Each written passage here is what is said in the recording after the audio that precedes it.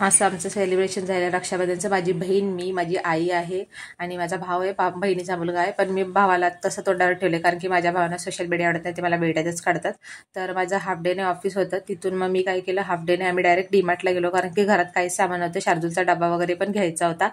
तर हा बघा माझा फायनल लुक आहे, असा मी पंजाबी ड्रेस घातला होता, ग्रीन कलरचा, खूप किती 8 वर्षापूर्वीचा ड्रेस आहे। आणि हे बघा मी असं सगळं सामान आणले, शार्दूलचा डब्बा आहे तो दाखवतोय बघा, तेल पण नव्हतं, चहा पावडर वगैरे पण नव्हती, किचन पुसायची फडकी वगैरे सगळं मी आणलेलं आहे। आणि नंतर मग माझ्या बहिणीने आज मला एकदम, आणि भांडी बघा पसारा सगळा सकाळपासून तसा होता कारण मला थोडीशी घाई झाली होती, आज उठायला थोडासा उशीर झाला।